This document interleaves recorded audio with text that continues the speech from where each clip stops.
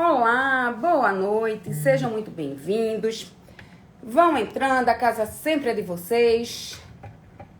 Boa noite, Gustavo. Me dá um feedback a respeito do meu áudio, do meu vídeo. Boa noite, Cláudio, Claudino. Me dá um feedback. Meu vídeo tá ok? Meu áudio tá ok? Vocês conseguem me ver, me ouvir? Boa noite, Silva. Deixa eu trazer mais pra perto, porque senão não enxergo. Vocês sabem, né, que eu sou cegueta. Tudo ok, ótimo. Já mal terminamos o mês das lives. Obrigada, Silva, muito obrigada. Obrigada, Gustavo, tudo ok, Tainá. Oi, Glauco, Gustavo, pronto, tá tudo ok.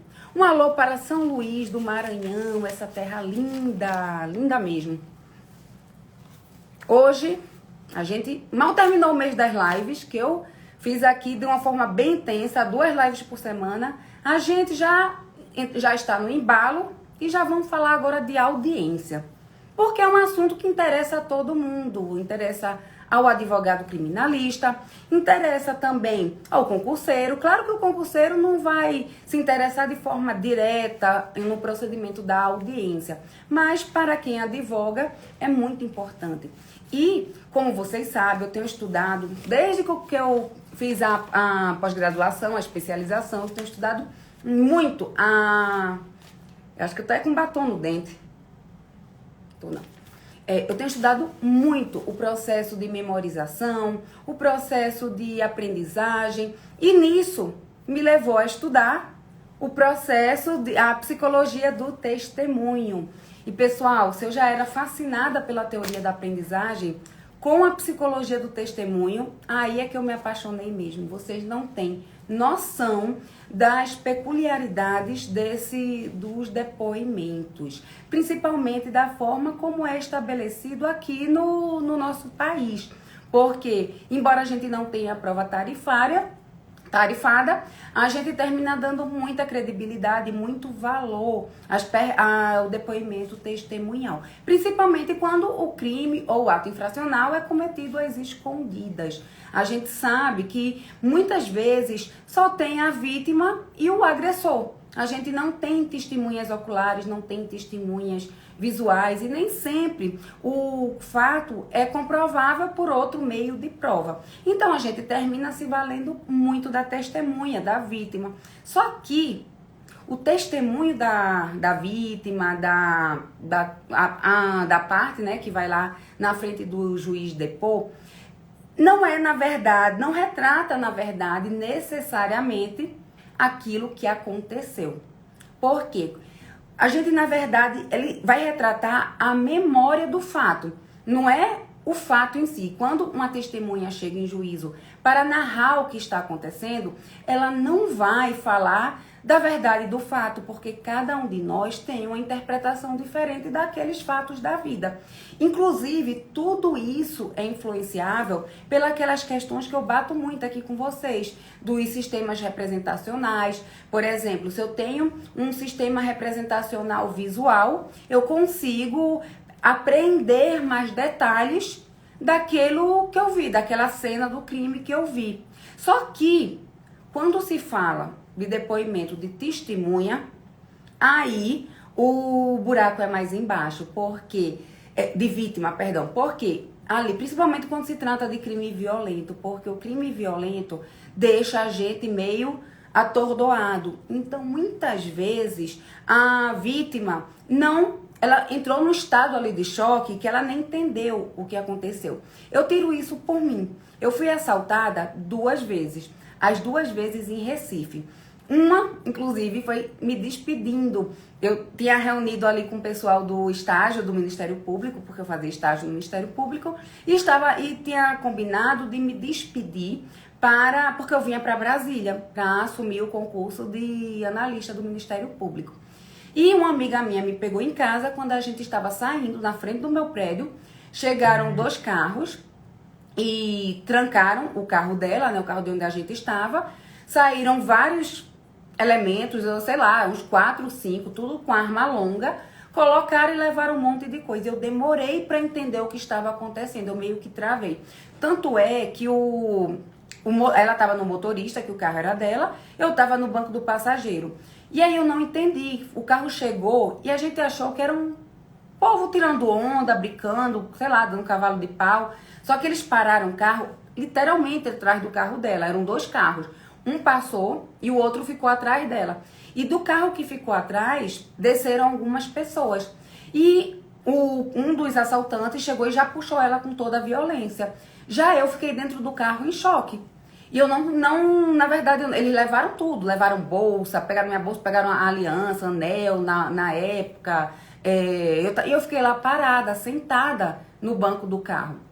E aí, essa minha amiga que estava do lado de fora, na frente do carro, que começou a chorar e a gritar: amiga, sai do carro, sai do carro. Aí foi quando eu voltei por mim, vi que ela estava gritando, o assaltante já estava quase dando marcha ré. Foi quando eu pulei do carro, porque se não fosse isso, ele teria me levado. Pra você ver o estado de choque que a gente fica. Claro que eu era muito nova, eu tava, sei lá, com 20, 21 anos e era muito inexperiente. Eu não sei hoje, né? Não quero pagar pra ver. Mas a experiência que eu tenho é de que eu travei. E é muito comum a gente chegar com a vítima lá no testemunho que ela não consegue dizer muito bem o fato, ela não lembra de detalhes. E da forma como as perguntas forem formuladas, pode induzi-las, o que chama na psicologia do testemunho e até na psicologia da aprendizagem também tem, de interferências. Da forma como a pessoa conduz as perguntas, você pode induzir a resposta. E, em regra, a gente não é bem preparado para fazer as perguntas. Eu mesma, depois que eu comecei a estudar a psicologia do testemunho, eu mudei muito a minha forma de questionar. Porque não dá para ficar indeferindo a todo tempo as perguntas formuladas pelas partes. Mas, por exemplo, a gente tem o ideal no depoimento da testemunha é que seja uma pergunta aberta. Por exemplo, a vítima chega lá e você diz: narre o que aconteceu. E aí ela começa a narrar de forma livre e depois você só faz as perguntas complementando. Se você chega e diz: o que é que você estava fazendo? Você estava, por exemplo, a vítima, o roubo foi em via pública e na denúncia tem que foi com uso de arma de fogo. E aí, se o promotor pergunta para a vítima, o assaltante utilizou uma arma de fogo, né? Ele já está induzindo a resposta. E aí, às vezes, nem era uma arma de fogo, às vezes era um cano, um pedaço de cano, era um pedaço de ferro. E a vítima não viu muito bem, ela ficou em dúvida. Só que com a indução da pergunta, ela já vai para a resposta. A mesma coisa é quando tem perguntas que são chamadas afirmativas por presunção, que é quando já se faz uma presunção, já se tem um preconceito, não um preconceito de discriminação, mas já tem um conceito já formado no sentido de que eu já sei o que eu quero, já sei o que eu entendo. Eu só vou perguntar para ela confirmar. Só que isso, muitas vezes, quem está questionando não tem essa consciência tão clara de que está fazendo isso. É muito comum ver promotores de justiça fazendo isso. Quer ver um exemplo de uma pergunta que é indutiva? Por exemplo, o assaltante estava com a blusa azul ou verde? Aí, porque ele viu, sei lá, vai que tem um laudo, tem as imagens de câmeras de segurança e o promotor de justiça, obviamente, teve acesso e ele viu que a roupa do assaltante lá era azul ou verde, era uma cor assim parecida. E aí ele já pergunta para a testemunha: a roupa do assaltante era azul ou verde? Ou seja, ele eliminou a possibilidade de outras cores de camisa. Porque a vítima foi induzida a responder em uma dessas perguntas, uma dessas cores. ela vai responder que a camisa é azul ou camisa é verde. E isso traz as falsas memórias. Aí que entra as falsas memórias. A gente acha, tem muita gente que acha que as falsas memórias dizem respeito somente à criança, a depoimento especial à criança. E tem muito, principalmente em caso de alienação parental. É muito comum a gente ver crianças chegando no depoimento com frases já formuladas, com palavras muito maduras para a idade delas. Por isso que o depoimento especial necessita ser feito por um psicólogo. E não é qualquer psicólogo. É um psicólogo que saiba conduzir, que seja especialista, que tenha estudado a forma de conduzir. O depoimento especial tem toda uma forma de ser feito, uma forma de ser questionado, tem um protocolo. A gente tem um protocolo forense da entrevista por meio de depoimento e escuta especial, depoimento especial e escuta especializada. Porque muitas vezes essas crianças, imagine você, temos uma criança, sei lá, de 5 anos. 5 anos já entende muita coisa. 5 anos já fala, ou é para falar, né? 5 anos a gente já tem eu não lembro exatamente agora quantas palavras é o normal de se falar com 5 anos.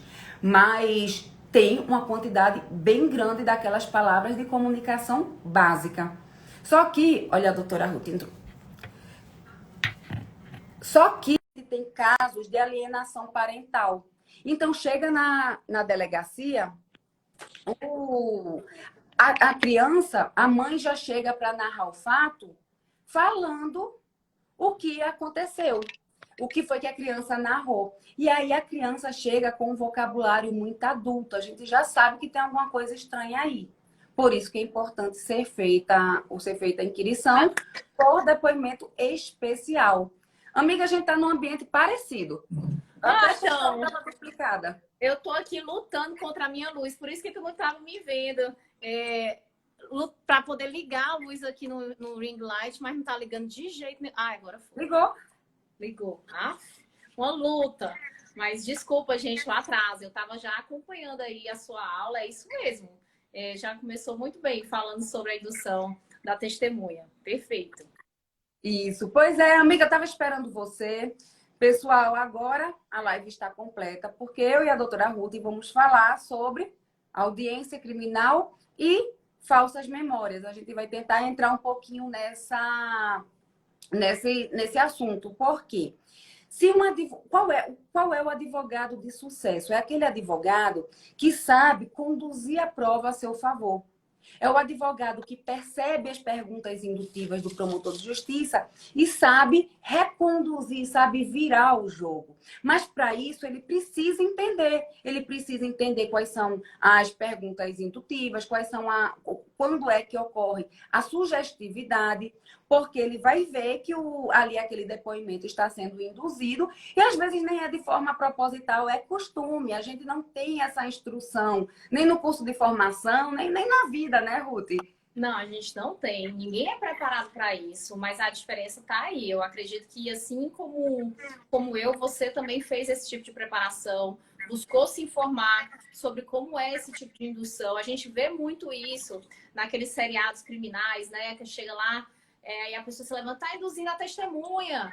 Ele já coloca na pergunta aquela informação para fingir que a testemunha responde exatamente aquilo que está dentro do contexto da pergunta. Então, assim, eu acredito que ainda há uma falha muito grande na utilização das perguntas. As perguntas, elas ainda são mal elaboradas, elas são mal formuladas, mas hoje a gente vai ficar principalmente com a questão das falsas memórias. E eu fiquei, assim, bem intrigada, porque eu vi que teve uma pessoa que colocou no post, Augusta, que no post que a gente fez da live, que disse assim, mas a testemunha... Falou alguma coisa nesse sentido, assim, testemunha não deveria ter valor, não deveria, alguma coisa assim, que não deveria ter valor, pronto, testemunha não prova nada, não sei se ele tá aqui na live, aí você colocou, mas na prática, é a testemunha que traz a prova para o processo. Não estou dizendo que sempre, né? Porque nós temos processos criminais que, independente da prova testemunhal, a gente ali tem uma lesão corporal e aí com laudo de exame de corpo de delito você já tem a identificação da materialidade delitiva, mas muitas vezes a gente não tem, então você vai precisar da prova testemunhal, como, por exemplo, um crime de ameaça. Como é que você prova um crime de ameaça, um crime verbal? Se esse crime for feito na modalidade escrita, ou então por uma mensagem, um e-mail, né, sei lá, um direct no mensagem, um dia desse, né, que eu recebi uma mensagem, você recebe uma ameaça assim por escrito, você tem lá a materialidade de que algo aconteceu. Mas você não tem, assim, se a prova testemunhal, num caso de ameaça verbal, dentro de casa, as quatro paredes, chave, ou então em outra situação, numa festa, numa mesa de bar, você só tem se alguém for lá e disser. E é muito melhor que exista uma prova testemunhal do que somente o depoimento da vítima, que é outro aspecto, né? Que a jurisprudência às vezes admite o depoimento da vítima como única prova, às vezes, nesse crime, porque é de difícil elucidação. E aí, assim, é lógico, o valor probatório vai ser pesado, mas, gente, testemunha, a prova testemunhal, ela, por mais que ela tenha todos os seus problemas, os seus erros, as suas críticas, ela é muito utilizada ainda no processo penal. Eu me desafio a pegar um processo penal que não tem testemunha. É muito difícil. Assim, eu não sei com você, Augusta, mas praticamente seus processos também de apuração de ato infracional, por exemplo, eu acho que todos têm, não tem, não? Tem, com certeza, até porque muitos dos fatos são cometidos às escondidas. Então, por exemplo, você pega um estupro de vulnerável, um estupro mesmo que não tenha conjunção carnal, que não tenha deixado vestígios, o infrator não vai... Ô, pessoal, vou cometer um estupro aqui, ó, todo mundo, a janela está aberta, assistem quem quiser. Não faz isso, é às escondidas. Então, se a gente não valora o depoimento da vítima, não tem como, fica sem prova. Perfeito. E aí, Augusta, você já estava falando um pouquinho da indução, né, para as falsas memórias, mas eu não sei se você falou disso, eu cheguei atrasada, mas que o nosso cérebro, pessoal, ele é feito para isso, ele é feito para armazenar e deixar de lado algumas informações. Ele não tem como raciocinar bem, funcionar a todo vapor, se a gente simplesmente lembrasse de tudo. Mas isso não significa que tudo não esteja lá no nosso chip. Ele entrou em algum momento e ficou lá. Você simplesmente não está querendo utilizar aquela informação. Então, quando a gente faz estudo de memória, a gente vai vendo também que, a depender do impacto de determinada informação na nossa vida, ou então daquela situação do evento, a gente pode ter uma falsa percepção de vivência sobre um fato que a gente não teve. Né? Então, a gente pode ter uma falsa memória. E é sobre isso, principalmente, a live hoje. Como você fazer uma detecção de falsa memória. Às vezes, a pessoa vai depor e ela simplesmente diz que se recorda da situação, mas ela confunde pessoas que estão dentro do fato, e aí você começa a perceber que ela talvez esteja misturando algum outro evento que aconteceu em relação à pessoa com aquele fato que está sendo apurado no processo criminal. E aí ela traz elementos que não têm a ver com aquele processo, mas que ela pensa que são pertinentes para aquele processo. Isso pode ser detectado ou não. Aí é que está a questão de você conseguir analisar o valor da credibilidade daquele depoimento, daquela prova testemunhal. Você já passou por isso, Augusta? De termos uma situação em que a testemunha, na hora da audiência de instrução, ela começa a falar de um evento que ela pensa que tem a ver com aquela hipótese dos autos, da narrativa dos autos, mas não tem nada a ver, e ela simplesmente tem uma falsa percepção daquele evento em si que está sendo apurado, uma responsabilização criminal, um furto, o que for. Na verdade, de forma expressa, não. O que eu recebi não é raro, que eu recebo com certa frequência, não só quando eu atuei em vara criminal, como também na vara da infância, é o caso, por exemplo, roubo a ônibus, assalto a coletivo. Esses motoristas, cobradores, vivem sendo assaltados. Então, muitas vezes, eles terminam interligando vários fatos. Então, eu já colhi depoimento de vítima, de cobrador, de motorista, que misturou vários fatos. Então, pegou um fato, misturou com outro e virou um só. Porque é muito parecido para eles. Não, e além de ser parecido, eu acho que talvez, às vezes, até a vítima, a testemunha, não entende que a dinâmica do processo, do processo criminal, ela se relaciona com um fato. O fato narrado na denúncia.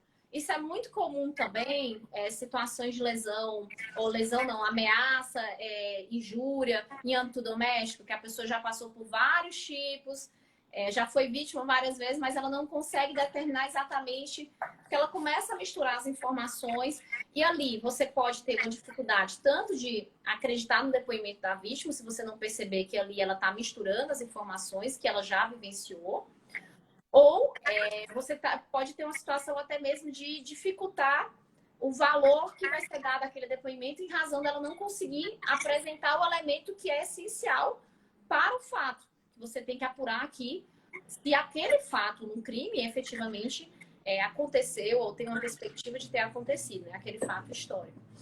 Uhum. A gente tem que levar outro fato em consideração também. A maioria das vítimas e testemunhas que vão para a audiência, que vão ao juízo, morrem de medo de estar ali. Elas chegam lá apreensivas. Primeiro, elas têm medo de ter contato com o réu.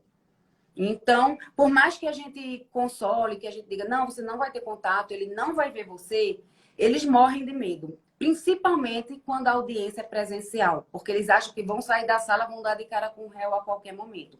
Então, eles chegam lá nervosos, ansiosos, com medo.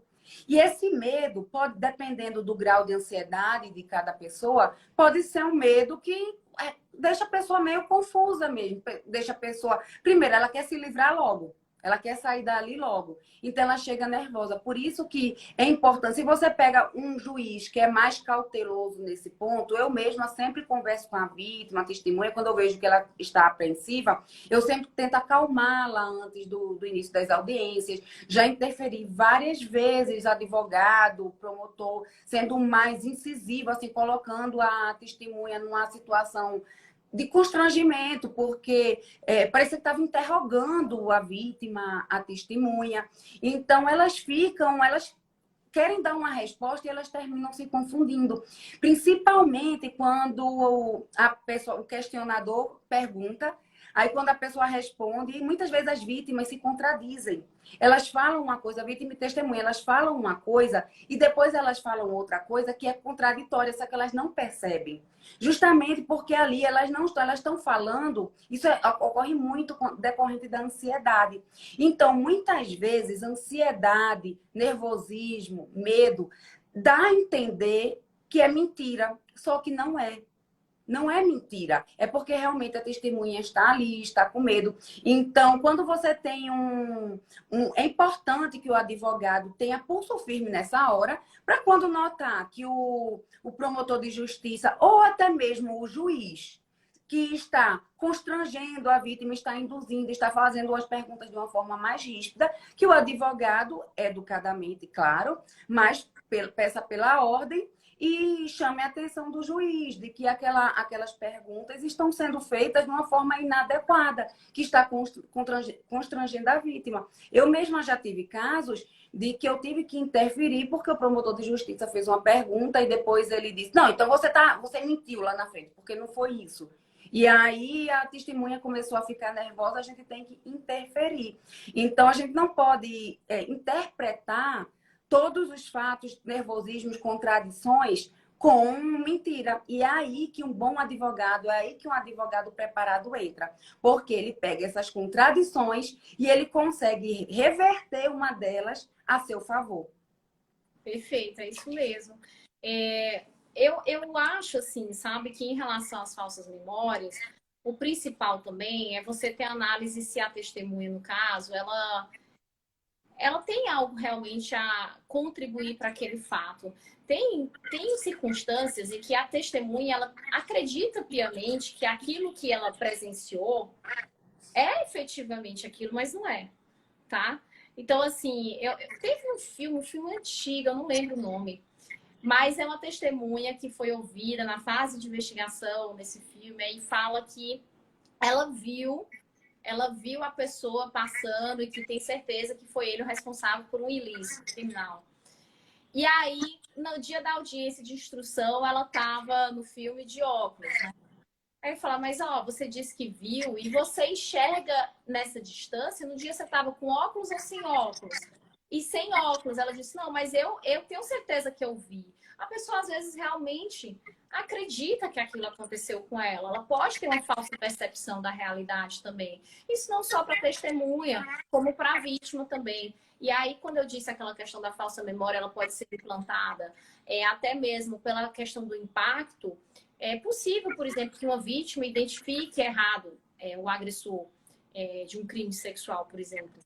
É possível, gente. Isso O pode grande acontecer. problema do reconhecimento, né? Que a gente tem enfrentado tanto, que a jurisprudência tem batido tanto, tem até uma jurisprudência muito recente da questão do reconhecimento fotográfico na delegacia. Eu nunca gostei de utilizar o reconhecimento fotográfico na delegacia, porque geralmente eles pegam prontuário, o prontuário civil do réu, e na maioria das vezes não condiz com a realidade.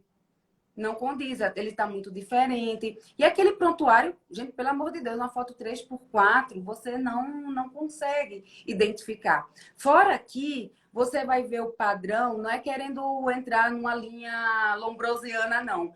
Mas muitos dos réus que a gente tem em vara criminal, a gente tem aquele perfil, né? A gente tem aquele perfil pardo ou negro, magro, alto, com cabelo baixo.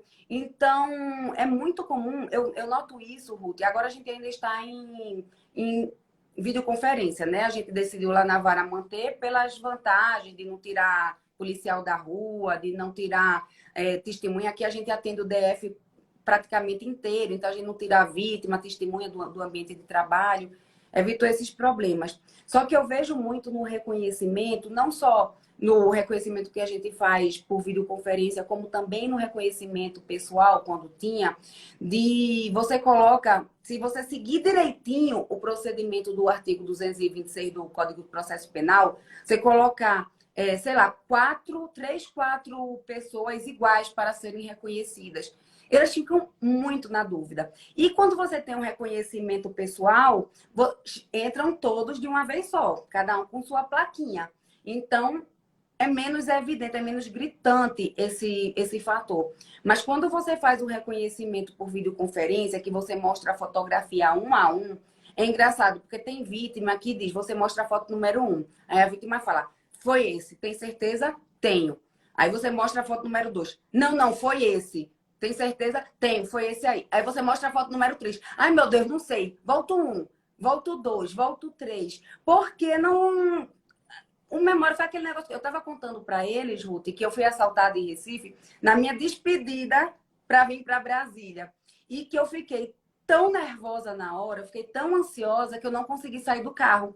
Um dos assaltantes ia arrancando comigo dentro. Eu estava dentro. Se minha amiga não tivesse gritado, eu não teria despertado, eu não teria acordado. Então, eu não teria saído do carro, eu teria sido levada. Olha o perigo. A mesma coisa é com vítima de crime violento, roubo, estupro. Estupro não, porque você ainda tem um contato um pouco maior. Mas, por exemplo, se você tem um roubo eles não mandam olhar eles olham para baixo. Agora, na pandemia, muito de máscara. Eu tive uma vítima que fez o reconhecimento e que disse que tinha certeza de que foi o menino. Eu tenho certeza. Eu fiz, mas como é que você tem certeza se ele estava de capuz e de máscara? Ah, pela altura, pelo porte. E ela reconheceu lá no fato. O menino foi apreendido, Ruth, na bicicleta, sem os. Estava com instrumento nenhum do crime, nem produto do crime. E só porque estava com a camisa de moletom parecida, que esses meninos tudo andam com as mesmas roupas, né? Calça tactel, da Ciclone, sandália e moletom, com aquele óculos assim. Eles andam tudo parecido, pelo menos aqui no DF. E aí ela terminou, chegou lá, foi apreendida, ela disse que foi o menino, teve certeza, não sei o quê. E depois se comprovou que o menino que não foi ele. Que não foi ele. E se a gente fosse acreditar piamente na palavra da vítima, a gente teria condenado. Se o réu não tivesse comprovado de forma exaustiva que ele não estava no local, que foi também por meio de testemunha e de imagem de câmera de segurança de uma distribuidora, provavelmente ele seria condenado injustamente. E esse é o problema do mau preparo para você conduzir ou para você inquirir uma vítima, uma testemunha. Porque o direito é objetivo. O direito, a gente quer respostas concisas e objetivas. Só que no direito penal, a gente não tem como afastar, não tem como dissociar o direito da psicologia. E a psicologia é subjetiva. Eu já vi vários psicólogos criticando muito a regra do nosso Código Penal. Você deve lembrar o artigo Ruth, mas eu não lembro. Mas o artigo que diz que não pode... A testemunha não pode dar as impressões pessoais, ela tem que narrar de forma objetiva o fato. Só que ela vai narrar de forma objetiva, ela teve lá, ela adquiriu aquela memória na hora dos fatos. Aquela memória só foi consolidada de acordo com o que ela, ali naquela situação de estresse dela. As falhas foram preenchidas subjetivamente com a imaginação dela. Inclusive com pensamentos posteriores que ela teve, com conversas com os policiais, conversa com outras pessoas. Então, se a gente não tem um preparo adequado para questionar ou para conduzir, para interpretar, a gente pode ter um risco de uma condenação injusta, a gente pode correr o risco de perder a linha da defesa. E a questão, só para concluir, Ruth, que eu estou falando demais, vou deixar você falar, mas só para concluir a questão da interpretação, que é muito importante, o que eu noto é que os advogados não pegam na questão da interpretação dos fatos. Quando a gente fala de uma coisa que a gente presenciou, e a evocação não é do fato. O fato ficou lá atrás. A evocação é da nossa memória. E a interpretação que vai se dar também passa pelo filtro subjetivo de cada um. A gente tem uma tragédia do Shakespeare, que é chamada até na psicologia do testemunho, da teoria do erro de Otelo, que é a história de Otelo, que tinha certeza que a mulher dele, a Desdémoda, estava traindo ele com o Cássio, e aí ele chegou para ela e disse que ia matar Cássio. E ela entrou em desespero, começou a chorar e ficou, não sabia o que fazer. E aí ele teve a certeza de que ela estava traindo. Só que ela não estava desesperada porque ia matar o amante, mas sim porque ia ter uma morte injusta. Então, você tem que sempre dar interpretação ao depoimento, seja da vítima, da testemunha, tem que levar em consideração os filtros individuais daquela pessoa. E você, seja como promotor de justiça, seja como advogado, tem que puxar ali para dar a interpretação mais favorável à tese que você quer defender. Não, perfeito. E assim, as falsas memórias, elas têm uma dificuldade maior, né? Quando a gente está trabalhando de crimes, que a gente, por exemplo, não teve vestígio, né? Então, por exemplo, um ato libidinoso, principalmente contra criança, né? Quando adolescente, ainda não, porque você ainda tem a maior possibilidade daquele adolescente prestar o depoimento. E olhe lá, né? Mas contra criança é muito difícil, porque o ato libidinoso, apesar de ter um crime contra a dignidade sexual, né? Um crime hediondo, ele não deixa vestígios. A maior parte dos atos libidinosos não deixa. Então, essa questão de acariciar, de tocar. Então, fica a palavra da vítima, né? Numa situação em que ela vai ter essa carga emotiva do fato que aconteceu com ela. E o preparo para conseguir perceber como inquirir essa vítima numa audiência de instrução vai fazer toda a diferença. Porque se você não souber fazer as perguntas certas, que nesse caso, sendo criança e estupro vulnerável, agora a gente já sabe que vai ser a tomada de depoimento especial, né? A gente tem que ter o depoimento sem dano. Mas aí no DF, né, eu costumo dizer, a gente tem uma organização maior, e isso já é lei, a gente sabe que é lei desde 2017, sendo que a gente tem uma dificuldade prática nesse depoimento sem dano, às vezes, sabe? De realização. Porque, principalmente no interior, nas áreas interiores, a gente não tem esse psicólogo que foi capacitado para exercer, sabe? Eu tenho certeza que aí vocês devem ter um psicólogo que foi capacitado, Mas na maior parte das vezes a gente não tem, e às vezes também, esse depoimento sem dano é realizado numa criança depois de 2 anos do fato, 1 ano do fato. Imagina, é muito difícil, porque aí é como você disse, você tem um preenchimento de lacunas daquela memória, daquele trauma que a pessoa vivenciou, da forma que ela aguenta sustentar aquela vivência, né? Da forma como ela consegue reproduzir aquela vivência. E quando isso vai para o processo, às vezes de forma tarde até, a gente vai ter esse elemento de contaminação. E a gente tem que saber até que ponto esse elemento contaminou e prejudicou a prova ou não. E tem que saber efetivamente quais perguntas fazer, né? Assim, mesmo em temas sensíveis, né? Se for, por exemplo, não for um crime contra a dignidade sexual de criança, mas for ainda assim de uma adulta, uma pessoa maior, capaz e tudo, que a gente não precise falar ainda em depoimento especial, em que pese a gente já tem enunciado do Fonavide, viu? Para em casos de violência doméstica poder utilizar, por exemplo, o depoimento especial. Mas o que é que acontece? Você tem que saber como trabalhar aquela vítima, porque às vezes a vítima vai para lá constrangida, cheia de estigma, acreditando que, às vezes até pensando que ninguém vai acreditar nela, ela não sabe por que está ali, por que ela vai falar. Então, a inquirição, a forma de inquirir, a forma de se aproximar daquela vítima, conseguir deixá-la num ambiente confortável, essa testemunha também, é crucial. Faz toda a diferença para que você consiga retirar dela os elementos que são relevantes para a persuasão do juízo. Isso. O Luiz Carlos me falou aqui, é o artigo 213 mesmo. Obrigada, Luiz, que fala que o juiz não permitirá que a testemunha manifeste suas apreciações pessoais, salvo quando inseparáveis da narrativa do fato. Esse artigo é muito criticado na psicologia do testemunho, porque não tem como a gente separar. E é por meio de algumas impressões pessoais que a gente consegue aferir a verossimilhança daquela informação. Só que, infelizmente, aqui a gente não pode, não pode, né, por expressa proibição de lei. Quer mais, Ruth? Quer mais que a gente pode falar? Eu acho que tem pergunta, não? Quando a testemunha está fazendo isso, o advogado, né, ou o promotor de justiça, no caso, já tem que ir de imediato interromper o juízo. Em regra, o juízo, ele mesmo interrompe a testemunha. Olha, você está informando conteúdos desnecessários, sua impressão pessoal.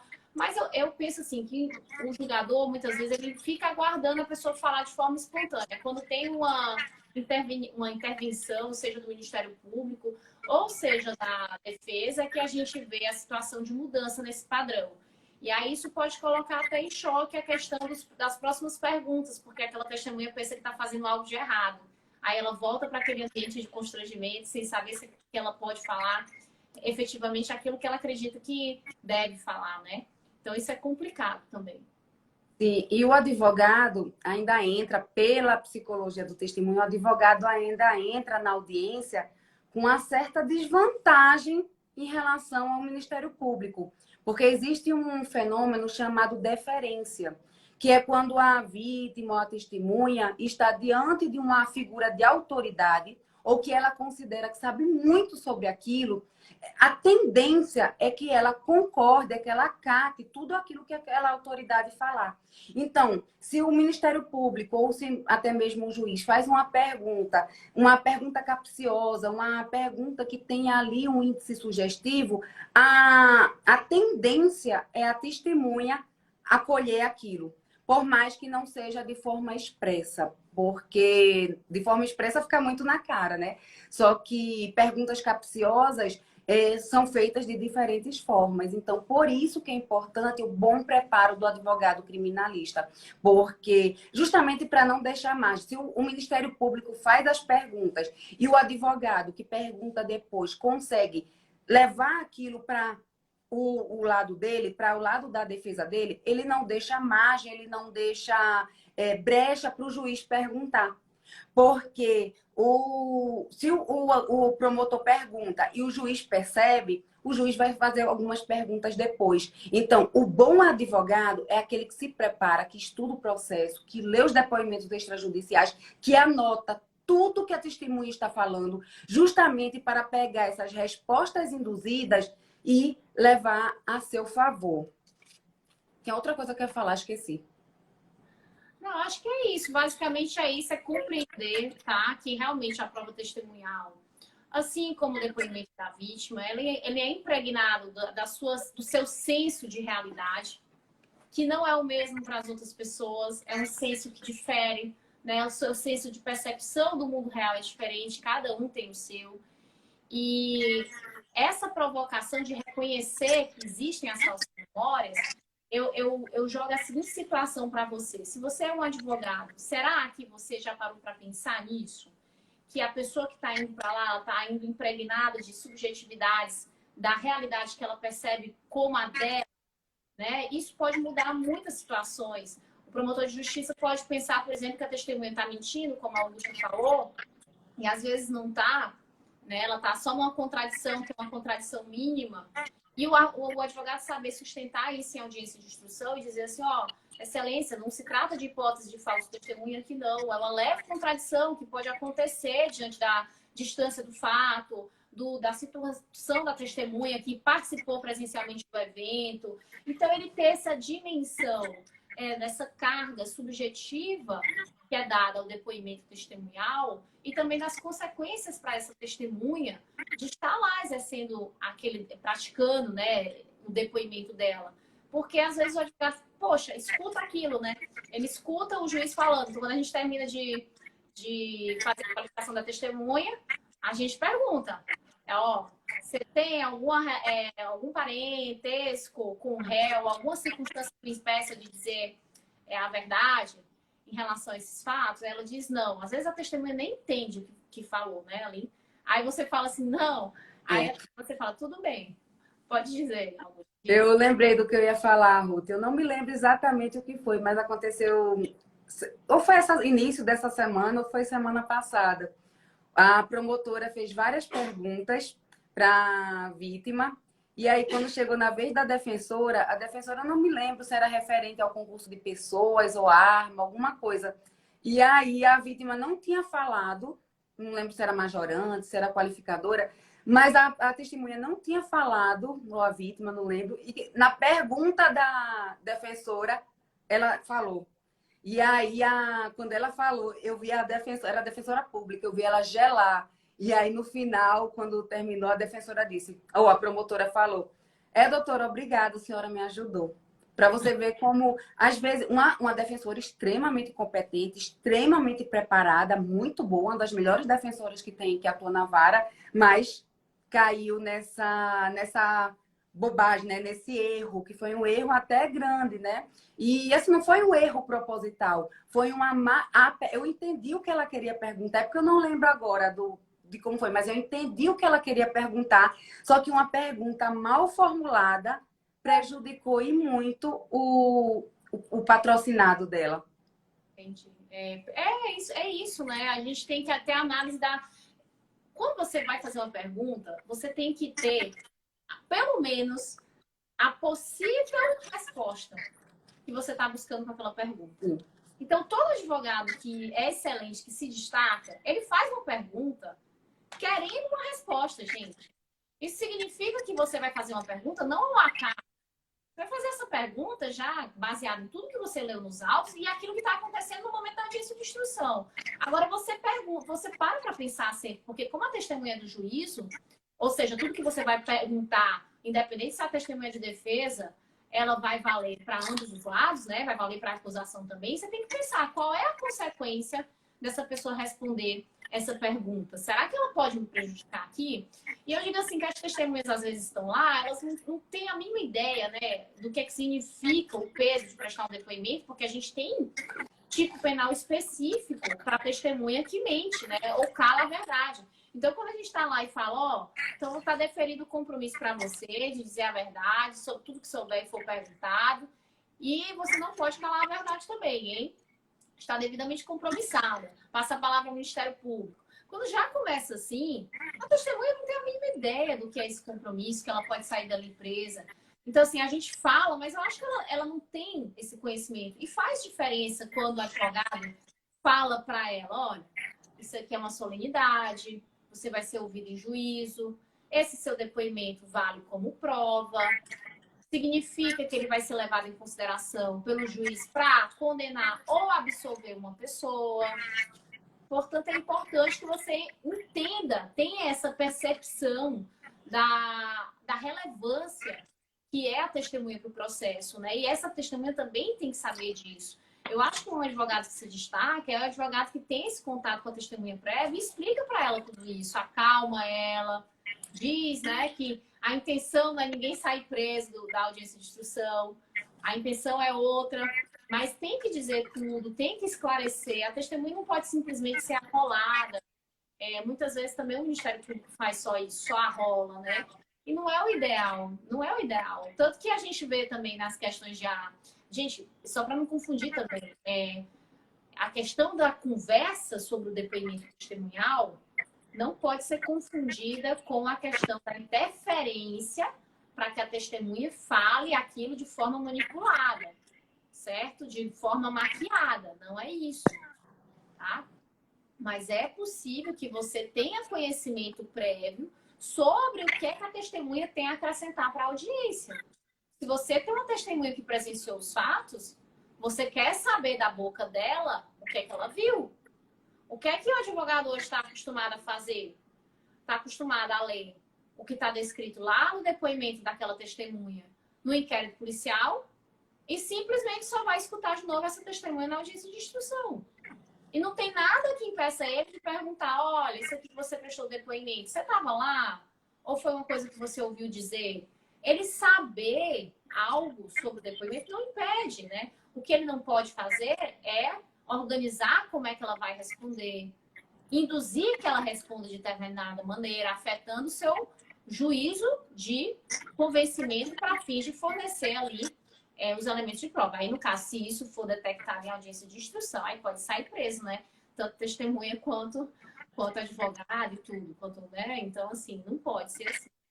Mas é isso, eu acho que o mais importante são esses critérios, né? De compreender a relevância do valor probatório, saber que essa testemunha vai estar impregnada de subjetividades que são carregadas por todos nós, né? Todos nós temos impressões distintas, mas saber se preparar de maneira adequada, pertinente para um ato que é o ato principal do processo penal, é a audiência de instrução. Isso, inclusive antecipando, você falou uma coisa bem certa, antecipando todas as possíveis respostas.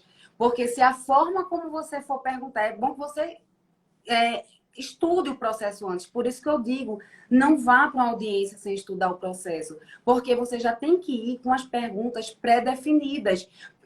Por que antes do processo? Porque você precisa antecipar, analisando ali o que você tem nos autos, você precisa antecipar todas as possíveis perguntas, as possíveis respostas. E se uma das possíveis respostas vá de encontro aos interesses do patrocinado, do seu cliente, você tem que ver a melhor forma de formulá-la. Não, eu vou falar mais aqui. Agora eu lembrei de uma coisa, mudando um pouquinho, saindo do advogado, mas indo para outra parte, né? A parte adversarial, o Ministério Público.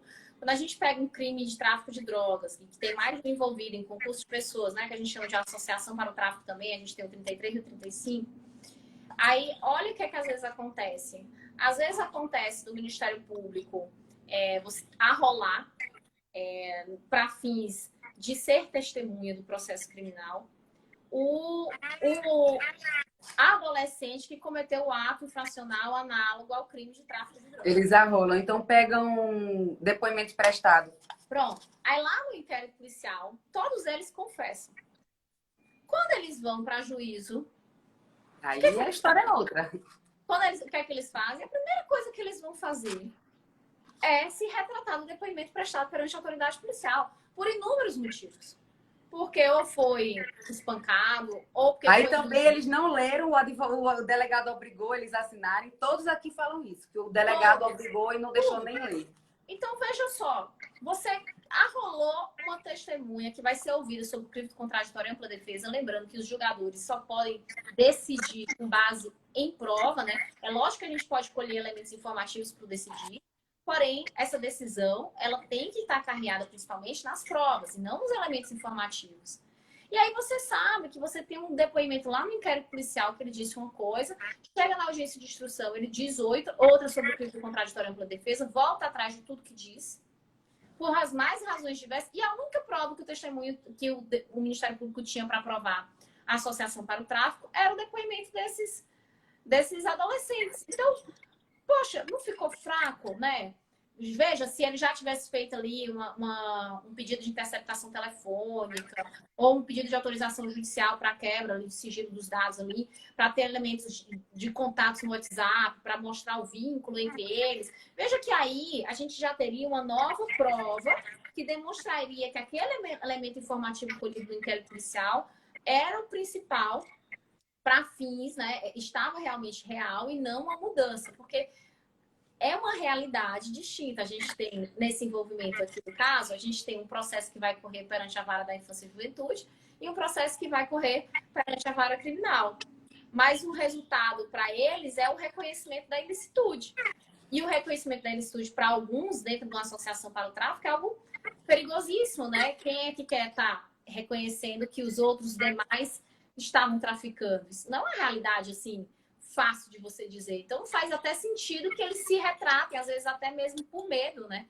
Por medo da outra pessoa que é traficante, conhecido, que é quanto mais e pode ali impregnar, causar algum mal contra essa pessoa, tá? Então, assim, é muito importante a questão de você ter o correto padrão de arrolar, saber o que vai acontecer com essas testemunhas dentro das respostas, também ter certeza de que essas testemunhas elas vão carregar consigo essas falsas memórias, mas isso não vai prejudicar por completo o depoimento e a análise probatória. Isso vai ser analisado por julgador que tem completo conhecimento das falsas memórias. Eu acho que todo juiz hoje sabe o que são falsas memórias também. E aí você, advogado, precisa também saber. Tem que saber, né? Eu tinha separado também para a gente falar de depoimento de policial, só que aí é assunto para mais de meia hora. Vai ficar para uma outra oportunidade. Pessoal, alguém tem perguntas? Eu li aqui os comentários de vocês.